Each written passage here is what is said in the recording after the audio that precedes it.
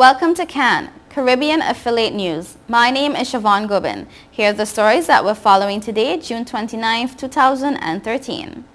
In international news, he was full of rage. A troubled Texas boy, 13, arrested for beating to death a 5-year-old neighbor because he was irritated with him.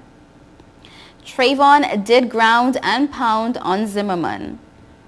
And in the Egypt protests, a U.S. citizen among 3 dead. In sports, Gale hits century. Windies win day 1 of Tri-Nation Series against Sri Lanka. St. Kitts and Nevis athletes say sorry. In entertainment, Buju may need a new lead attorney. No bail for cartel until trial. And Chris Brown faces jail over possible Rihanna probation violation. Details on these headlines and more when we return.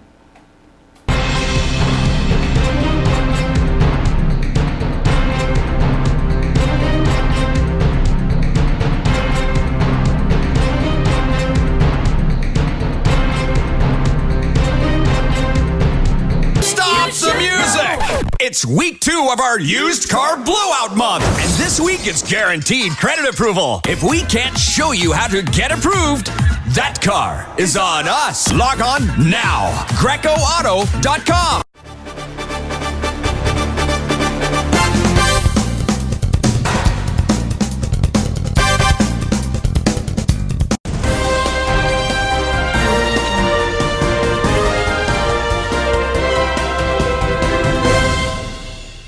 Welcome back to CAN, Caribbean Affiliate News. My name is Siobhan Gubin. This segment of the news is sponsored by Total Caribbean Network. In international news, a 13-year-old boy has apparently confessed to killing a 5-year-old by hitting him in the head with a bowling ball after becoming irritated. Cedar Osman's body was found on Wednesday by police in North Texas, 18 hours after he was last seen riding his bike. The teenager made a statement after people found him crying, according to a summary of the case read out during a detention hearing reported. Police claimed the older boy, who cannot be named because of his age, and Cedar went into the fenced back garden of a vacant house close to where they lived. The teenager became irritated with Cedar and hit him multiple times in the head, causing his death. Several Somali families, many who have spent time in Kenyan refugee camps after fleeing unrest in their native country, live in the complex. Although Cedar's parents are Somali refugees, he was born in the U.S. and was due to start kindergarten later this year, according to the local newspaper. The suspect faces a capital murder charge but is not eligible to stand trial as an adult as he is a juvenile. Trayvon Martin appeared to be punching his alleged murderer George Zimmerman while straddling the neighborhood watch volunteer. The witness with perhaps the best view of the struggle has told a court. But Jonathan Good said he did not see anyone's head being slammed into the concrete sidewalk, which defendant Zimmerman has said the unarmed teenager did to him. The 29-year-old is charged with second-degree murder after the shooting death of Trayvon, but claims he was acting in self-defense. Mr. Good initially told the trial that it appeared there were strikes being thrown, punches being thrown. But during detailed questioning, he said he saw only downward arm movements being made. Zimmerman has claimed that he fatally shot the 17-year-old last year as the teenager was banging his head into the concrete sidewalk behind the homes in a Florida gated community. But under prosecution questioning, Mr. Good said he never saw anyone being attacked that way during the fight between Zimmerman and Martin. He testified that he saw a person in black clothing on top of another person with white or red clothing. He said he could not see faces, but it looked like the person on the bottom had lighter skin. Trayvon was black and was wearing a dark hoodie, while Zimmerman describes himself as Hispanic and was wearing a red jacket. It looked like there were strikes being thrown, punches being thrown, Mr. Good said. Later, under cross-examination, he said it looked like the person on top was straddling the person on the bottom with a mixed martial arts movement known as ground and pound. When defense lawyer Mark O'Mara asked him if the person on top was Trayvon, Mr. Good said, "Correct, that's what it looked like." Mr. Good also said the person on the bottom yelled for help. The violent clashes across the Egyptian cities of Alexandria and Port Said have left 3 people dead and more than 70 others injured. 2 people were killed in Alexandria. One of them was an American citizen, the U.S. State Department confirmed. He has been identified as Andrew Proctor, 21, from Maryland, who was a student at Kenyon College in Ohio. He had been working as an intern at Amid East, an American nonprofit organization, a statement from the college said. Mr. Proctor died from a stab wound to the chest after violence erupted between supporters and opponents of President Mohamed Morsi. General Amin Ezzedine, a senior Alexandria security official, said the American was using a mobile phone camera near an office of Mr. Morsi's Muslim Brotherhood in the city's Sidi Gabr neighborhood when it was being attacked by protesters. He was rushed to a military hospital where he died. A second victim was shot dead during clashes in the city, while a third person died as protests also turned violent in Port Said. The deaths come as leading clerics warned of civil war in Egypt after violence in the last week has left several dead and hundreds wounded. The unrest is seen by many as a prelude to mass anti-Morsi protest plans for Sunday, marking his first year in office. The June 30th protest was called by Tamarod, a grassroots movement which says it has more than 15 million signatures for a petition demanding Mr. Morsi's resignation and a snap election. It alleges that Mr. Morsi reneged on his promise to be a president for all Egyptians and has failed to deliver on the uprising's aspirations for freedom and social justice.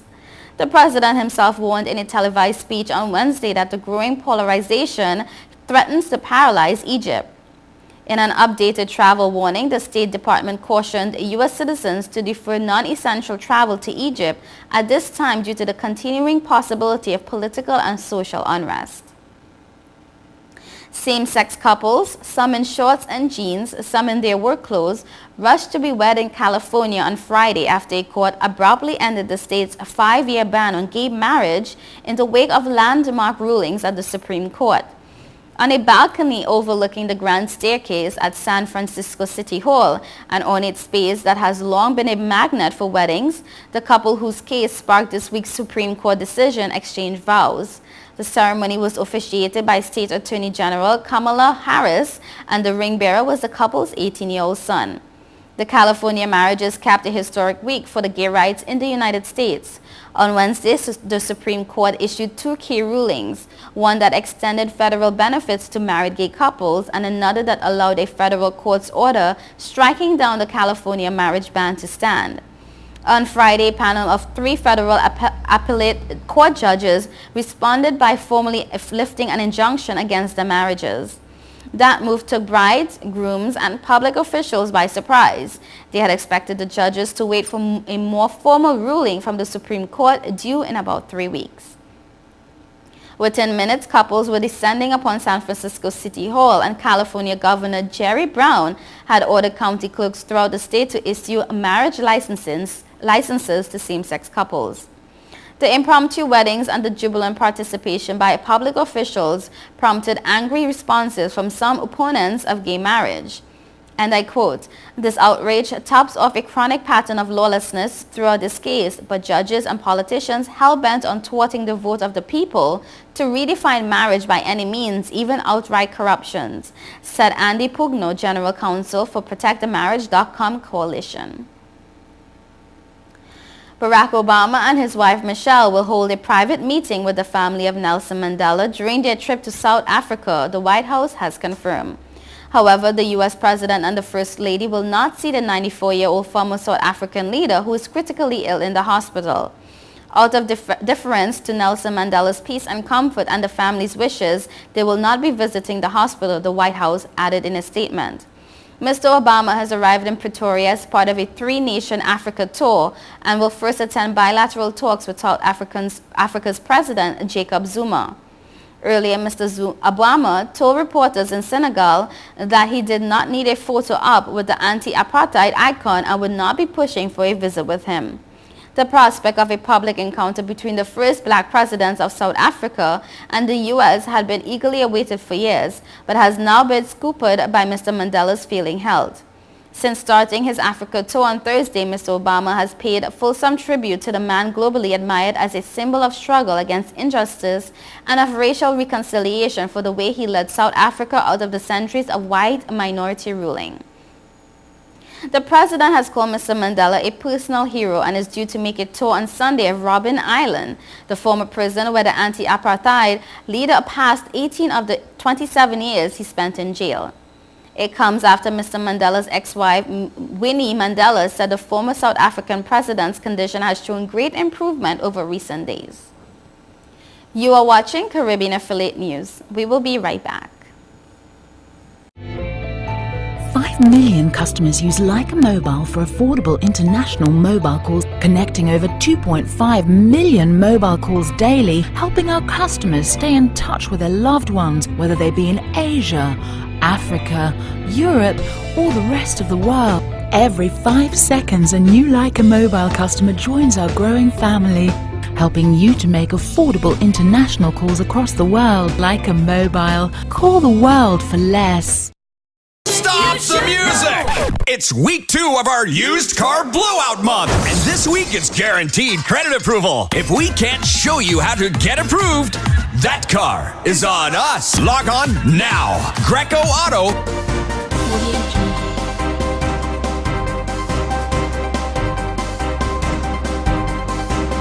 Welcome back to Cannes. This segment is sponsored by Leica Mobile. In sports, Chris Gayle mixed composure with aggression to score 109 runs yesterday in the opening match of the Tri-Nation One-Day Series at Sabina Park.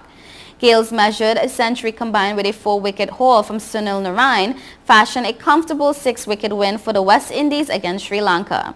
Captain Dwayne Bravo and Marlon Samuels calmly carried West Indies to 209 to secure a bonus point with 73 balls to spare after Sri Lanka was restricted to 208 all out. Gayle blasted 9 fours and 7 sixes in a 100-ball century to register his 21st ODI ton and third at Sabina Park, the previous one coming against New Zealand last year.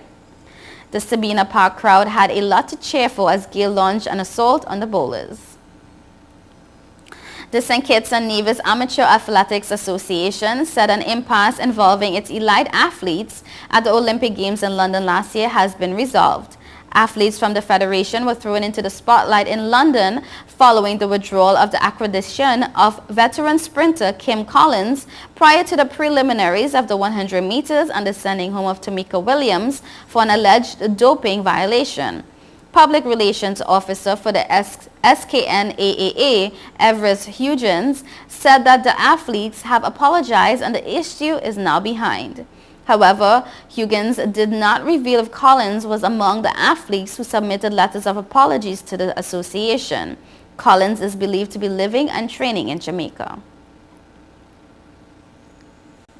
The coach of the Dominica Amateur Athletics Association has supported a call for the immediate resignation of its president, Cedric Harris. Coach Goodwin Dorset, who was expected to travel with a team of 7 athletes to participate at the upcoming Caribbean Age Group Championship in Curacao Wednesday, expressed disappointment with Dominica's non-participation. The team had to turn back after receiving news upon arrival at the Melville Hall Airport on Wednesday that no travel arrangements were in the system indicating they were booked to leave Dominica. Coach Nabi Wallace called for Mr. Harris's immediate resignation on Wednesday following the travel mishap. Mr. Harris explained to Dominica Vibes on Thursday that the error was made by Liet's booking agents who have since apologized for the error. He said further that he will not support Mr. Harris as president at the next election. And I quote, "In no case will I ever support Mr. Harris after his performance, and there are too many things against him that we cannot support." He said Mr. Harris's explanation regarding the travel mishap is very lame, and the string of mistakes he has made needs urgent attention. You are watching Caribbean Affiliate News. We will be right back.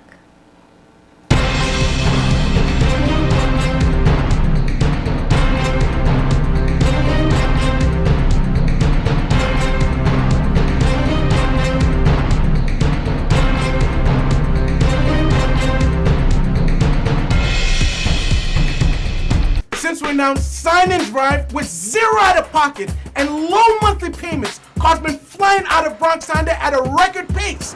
Whoa! New Accord with 0 out of pocket for $249 a month, or new Civics just $199 per month, or save thousands with 0% financing.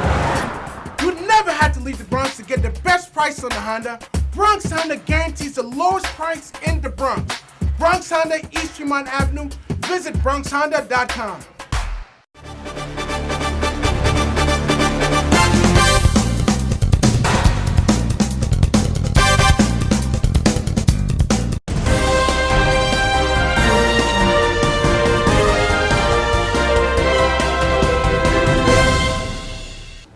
Welcome back to Cannes. This segment is sponsored by TravelSpan Vacations.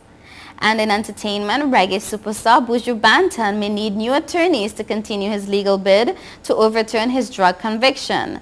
This as Chokwe Lumumba, the lead attorney for the Grammy Award-winning singer, gets set to take over as mayor of Jackson, Mississippi on Monday.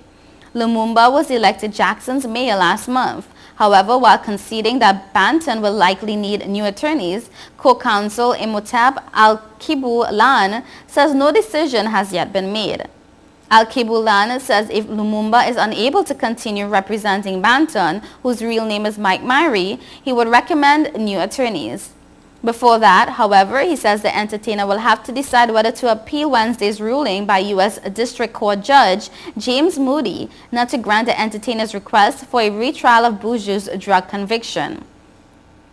The judge has only thrown out Buju's gun conviction after accepting that jury forewoman Terry Wright disobeyed his instructions and researched aspects of the case on the internet. This decision to throw out the gun conviction means Banton will only serve 10 years on the drug conviction for now. He was facing an additional 5 years for the gun-related offense. The entertainer has 14 days to decide if he will appeal the ruling, while prosecutors have 30 days to decide if they will challenge the decision to throw out the gun conviction. Al-Kibu-Yan says Banton is very disappointed that the whole case was not overturned, but he's being strong. Meanwhile, Moody has instructed prosecutors to file contempt charges against Wright. Dancehall entertainer Vybz Kartel will remain in custody until his murder case is tried. This is as a result of his bail application being turned down yesterday by Supreme Court Judge Bertram Morrison. The prosecution had vigorously opposed his application on the basis that he was a flight risk and the likelihood of him attempting to pervert the course of justice. In opposing bail application, the prosecution told the court that they had texts from Kartel before he was arrested, seeking assistance from another person to flee the island to Bahamas or Cuba. And I quote, "I have not been convinced that this accused is a fit and proper person for bail," Judge Bertram Morrison said. Defense attorney Tom Tavares Finson made the bail application in the Home Circuit Court on behalf of Kartel in the case involving the murder of Clive Williams. Kartel, whose real name is Adidja Palmer, and 4 other men are accused of murdering Clive Lizard Williams at Kartel's home in Havendale, St. Andrew on August 16, 2011. Williams was allegedly beaten to death over the disappearance of an illegal gun. The 5 accused men are to return to the Home Circuit Court on November 18th when their trial will begin. Kartel has been in custody since September 2011. Chris Brown's latest hit has landed him in a whole heap of trouble and could have far-reaching consequences. Brown, 24, has been charged with a criminal hit and run after allegedly failing to provide adequate information when he was involved in a minor fender bender last month. The R&B singer is said to have driven away from the scene of the accident without producing a valid driver's license or insurance information. Now, the Los Angeles City Attorney, who filed the charges against Brown, is referring the matter to the County District Attorney, who will determine whether the incident violates the terms of Brown's probation in the case of his 2009 assault on his then-girlfriend, Barbadian superstar Rihanna. Should the Turn Up the Music singer be found guilty of breaking probation, he could be sentenced to up to 4 years in jail. After news of the charges broke, Brown took to Twitter to voice his grievances against the alleged victim in the hit and run. "It's not a hit and run if you get out the car, exchange information, who has no damage to either cars. This is really ridiculous," the singer tweeted. He says, "I have a valid driver's license and I gave the woman the right info. She saw cameras and wanted to make a scene, he continued. She contacted the Cubs thinking of a payday from Chris Brown when I followed the proper procedures. End of quote. You are watching Caribbean Affiliate News. Stay tuned.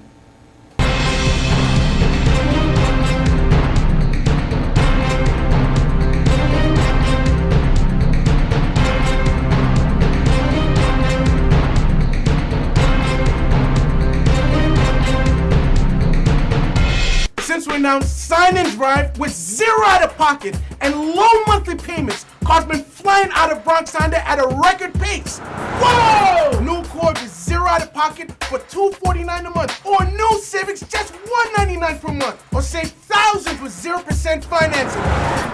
You never had to leave the Bronx to get the best price on the Honda. Bronx Honda guarantees the lowest price in the Bronx. Bronx Honda, East Tremont Avenue. Visit BronxHonda.com. I can't believe your mom let you take your car out. This is awesome. It's time to grow up. You're crazy. Little while Go faster. Stop. It'll all be alright. I raised my son to be careful, Hey, sweetie. Hey, Mom. but just to be safe, So don't you worry. I got a Subaru. Love. It's what makes a Subaru a Subaru. Coleman Subaru, 1710 North Alden Avenue, Ewing, New Jersey, or colemansubaru.com.